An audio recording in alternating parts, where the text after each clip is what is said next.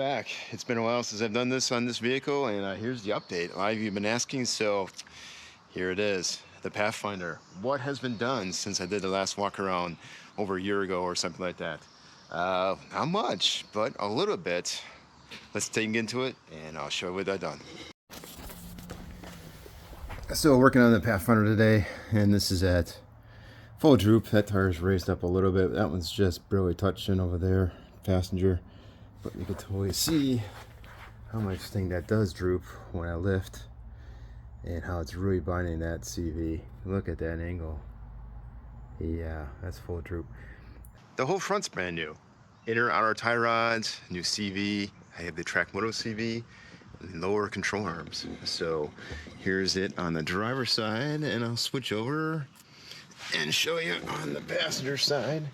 Why is this different, and why did that change all this? Well, I got so tired of breaking CVs, honestly. I mean, I've broken that CV on the driver's side twice, and last time I was on Sand Lake, I could definitely tell it was broke again. So I had to take it easy for today, just to make it off the sand. And I don't want to really break it to the point where it causes the trouble, but how annoying is it when you get out there ready to go and you can't? But anyway, we got Trakmotive now. And a good reason for that too is because the Trakmotive, obviously the sticker, you can definitely tell how thick and stout that is. And it's actually because it actually slides in there. It probably slides in and out lengthwise for about an inch or so, inch or two, I don't know what it is. But with this current setup I have, it definitely needed more articulation and more length because I was really pushing the limits to the last CV.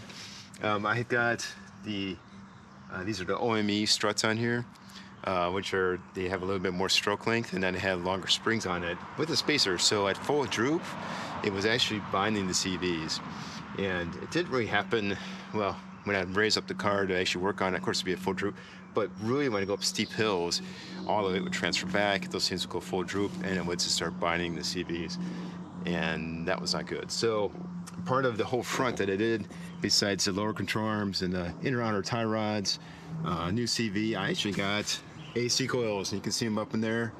They're still in the Emu struts, but the AC coils are definitely lifting better. I don't need that separate spacer I had in there. And so this is just a right setup. It's just right now a lift, but there's something very special I did do on the lower control arms. Here's the original lower control arm, and you can see what it looks like here. Basically, this came stock on the vehicle, but when you turn it over, you can definitely see something that's not so good. You can see I've definitely been bashing some stuff in rocks, but look how this pulled right there.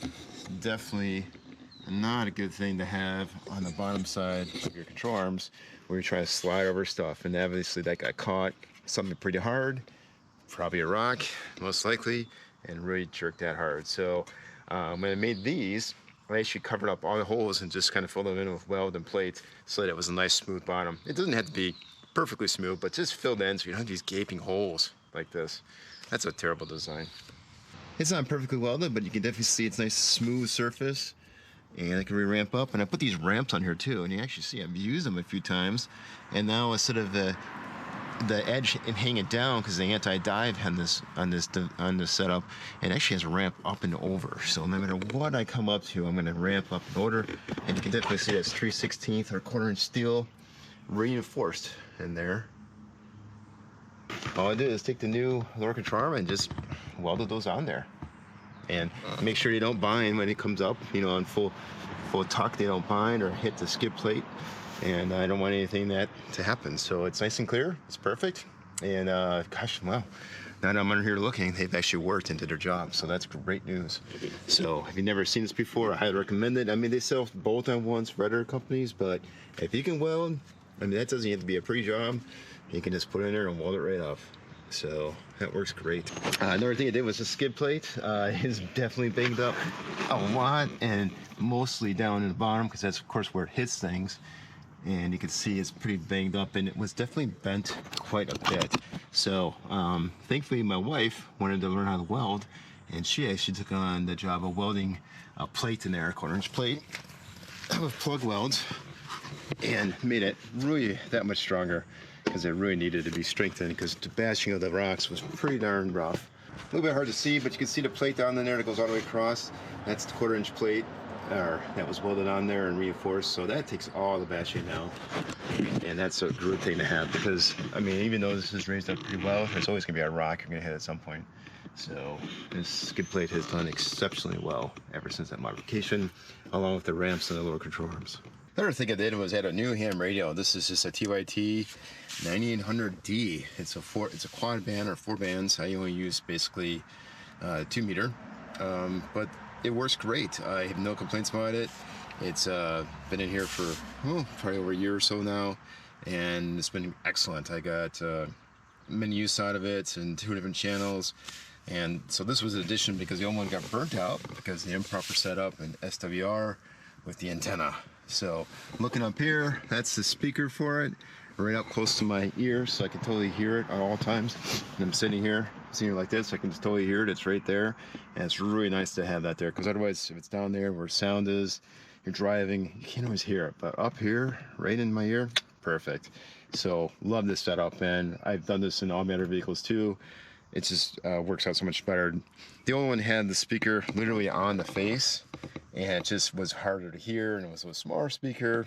Anyway, you get the idea. When you're trying to communicate with a group, closer and clearer is always better. So that's a win. Something else that's new, is not really new, is a new hub, sort of. Long story. I'll give you the hub story real quick. Changed the studs that actually go in here, and the studs that they gave me to put on there actually broke.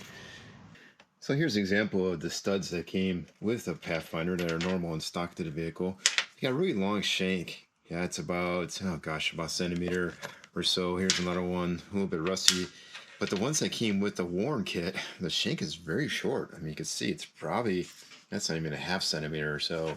And so what was happening with the hubs is that those were cracking. You could see, it didn't even crack at the shank, it was actually at the threaded part.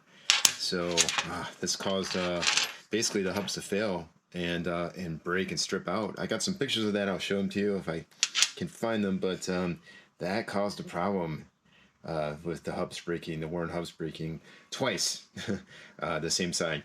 The other side was fine because I just kept the normal studs in there, and of course these are stronger and they had no problems at all. So yeah, long story with worn hubs. So this is actually the second set of worn hubs I got, and they stopped making them, so I couldn't even get a third set. So fortunately they did refund me, which is great. I'm glad Warren did that. And I had a hub from the first box that was still good, a hub from the second, so I still got a set of hubs, which is great news. But if these break, I guess I have to change a different kind. So this did fail me on a trail, and it didn't really fail me on that trail. It was more like it's been failing over time, and studs were breaking here and there. So by the time it finally failed, it was like 2 studs that were just kind of sitting in there. They weren't even like screwed in, and it just so happened to hit a rock or something that really pulled hard, and then those popped out. So that's when it officially broke, and I noticed there's a problem. But it's been breaking all along. It's got the original studs in there now that came with the Pathfinder, and everything's running fine. So that was a pain though, because all 6 studs broke, we had to drill them out. Thankfully, I had a friend that has a lot more patience than I did, and better skills, a lot more patience than I do, and better skills. And he was able to get all 6 of those out so I can put these back in. Otherwise, I have to go get another wheel hub. And that first time they broke, I had to get a new wheel hub. So anyway, no, not new, but still working. And hopefully it should work now for a long time. Let's hope. Got lots of scratches on the wheels. That's definitely from doing some of those trails. Fire Break 5, there's a line on this one. There it is. Yeah.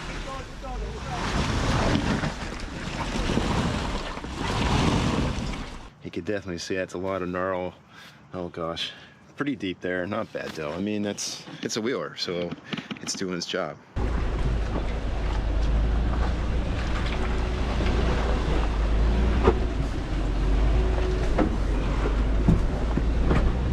It's out here to wheel and over rocks and stuff, and that's what it's doing. This tire here too, pretty bad. It's actually pretty rough edge there. Actually, that looks like it grabbed on a rock and really gnarled it. But they're holding up strong, they're doing well, and no complaints. Still like the look of them. One thing I forgot to mention was new U-joints in the drive shaft. The rear's got new ones, front and rear, new U-joints, and a whole new drive shaft up front. This is cheaper, not actually cheaper, a little bit more expensive, about 40 bucks more just to get a whole new shaft that's got the U-joints built in. So, minor thing. That one works well, no problems at all. So the rest of it's still the same as before, and I'll do a whole summary on again of everything because it's quite a long list now. But it's done some great trails. I mean, the Pathfinder's awesome. It really does go everywhere, and has really never let me stranded or let me down, and just keeps continuing to impress. I mean, it just is so impressive all the time. So it's in great shape. Still only has like 130,000 miles on it. So this thing is ready to go for, gosh, you know, triple that at least, or so. Who knows? Maybe more. So what would I do next on this? Well, it's really got everything done on it now. I mean, the front end's completely redone. It's got the subframe drop, 6-inch lift all around, and I think what's next is probably rear bumper and a tire carrier. So it has the original tire underneath there, a 32-inch tire, but I would have definitely a tire carrier to go on top here and lift it up, and I got a spare for it. So I definitely have a tire carrier built that swing out, make the receiver part of bumper. So this would be up higher. And that would definitely help out on my departure angle. As you can see, the spare tire is right there still, but raising it up a lot would really help out. So that's the next modification I'll do, is a rear bumper. I'm not sure if I'll get to that. There's other priorities, but we'll see. Pathfinder's awesome, still works great. Man. That's it. Thanks for watching. Hope you enjoy.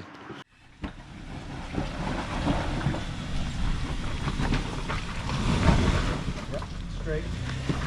Yep, right there. Looking up good. Yeah, slightly. Yep, now. Yep, beautiful. Got it. Up to the left.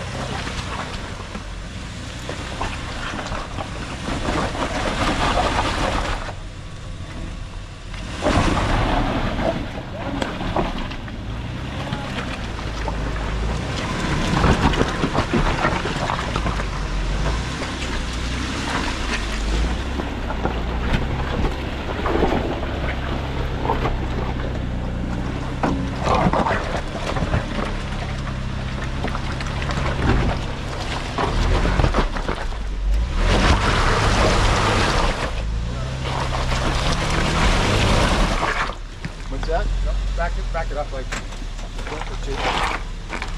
You're Sliding off that rock. yep, right there is good.